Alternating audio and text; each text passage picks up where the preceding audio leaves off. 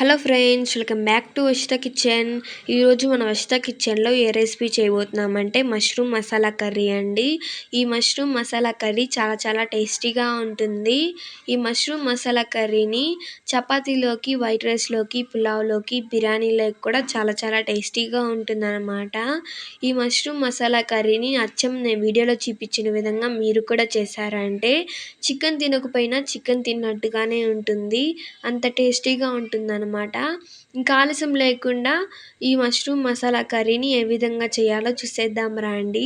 అంతకంటే ముందు మన వీడియోని లైక్ చేసి, సబ్స్క్రైబ్ చేసి, పక్కన బెల్ ఐకాన్ క్లిక్ చేసుకోండి. అప్పుడే నేను పెట్టే ప్రతి ఒక్క వీడియో కూడా మీకు అందుతుంది.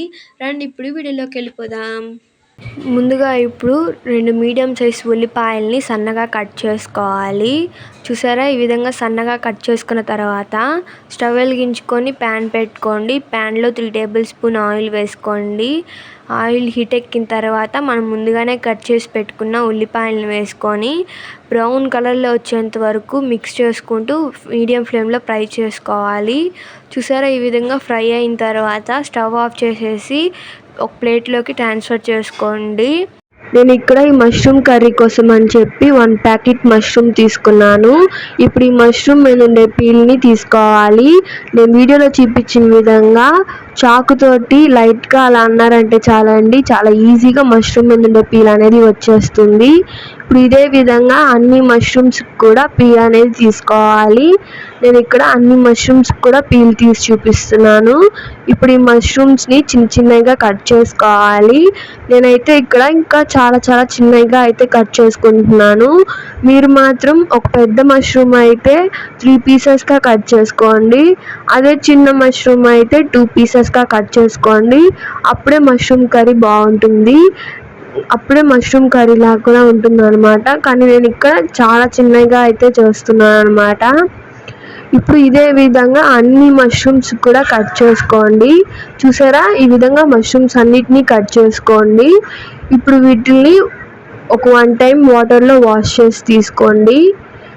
ఇప్పుడు ఒక బౌల్ తీసుకొని అందులో మనం వాష్ చేసి తీసుకున్న మష్రూమ్స్ని వేసుకోండి.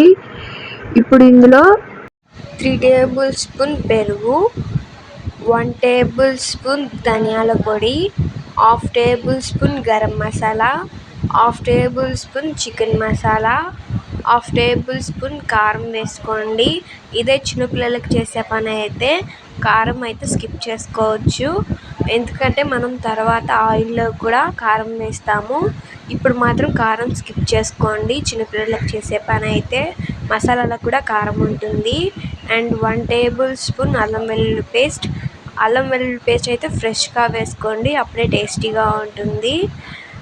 కొంచెం అంతా కస్తూరి మేతి అండ్ ఒక రెమ్మ పాటు కరివేపాకు వేసుకొని ఇదంతా కూడా బాగా మిక్స్ అయ్యేలాగా మిక్స్ చేసుకోండి.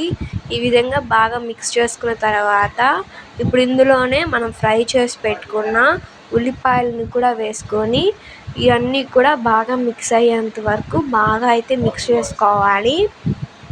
చూసారా, ఈ విధంగా అయితే బాగా మిక్స్ చేసుకోండి. ఇప్పుడు దీన్ని తీసి పక్కన పెట్టేసుకున్నాము. ఇప్పుడు స్టవ్ వెలిగించుకొని ప్యాన్ పెట్టుకోండి. మనం ముందుగానే ఉల్లిపాయల్ని ఫ్రై చేసుకున్నాము కదా, అదే ఆయిల్లోనే ఆయిల్ హీట్ ఎక్కిన తర్వాత 2 పచ్చిమిర్చిని చిన్నగా కట్ చేసుకొని వేసుకోండి. కొంచెం అంత కరివేపాకును వేసుకొని చిటపట్లాడిన తర్వాత 1/2 టేబుల్ స్పూన్ కారం వేసుకొని ఇది ఒకసారి బాగా మిక్స్ చేసుకొని పచ్చివాసన పోయేంత వరకు వేయించుకోవాలి.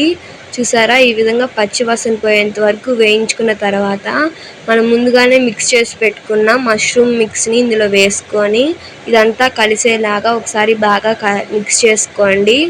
చూసారా, ఈ విధంగా బాగా మిక్స్ చేసుకున్న తర్వాత ఇప్పుడు ఫ్లేమ్ని హై ఫ్లేమ్లోనే పెట్టుకొని ఒక 2 మినిట్స్ వేయించుకోవాలి. ఈ విధంగా 2 మినిట్స్ వేయించుకున్న తర్వాత ఇప్పుడు ఫుల్ సిమ్లో పెట్టుకొని మూత పెట్టేసి ఒక 5 నిమిషాలు ఉడికించుకోవాలన్నమాట. ఇప్పుడు ఒక 5 నిమిషాల తర్వాత మూత తీసి చూస్తే చూసారా, ఆయిల్ అంతా బయటకు వచ్చేసి ఏ విధంగా బాగా గట్టి పడిపోయిందో ఈ విధంగా అయితే ఉడకాలన్నమాట. ఈ విధంగా ఉడికిందంటే మన మష్రూమ్ మసాలా కర్రీ రెడీ అయిపోయినట్టే. ఇప్పుడు స్టవ్ ఆఫ్ చేసేసుకొని కొంచెం అంత కరివేపాకు 2 పచ్చిమిర్చిని చిన్నగా కట్ చేసి వేసుకోండి. ఇదంతా కూడా ఒకసారి బాగా మిక్స్ చేసేసుకొని సర్వింగ్ బౌల్‌లో సర్వ్ చేసేసుకోవటమే. ఇప్పుడు నేను మీకు సర్వింగ్ బౌల్‌లో సర్వ్ చేసి చూపిస్తాను. చూసారు కదండి ఎంతో టేస్టీగా ఉండే మష్రూమ్ మసాలా కర్రీ ఏ విధంగా చేయాలో అనేది.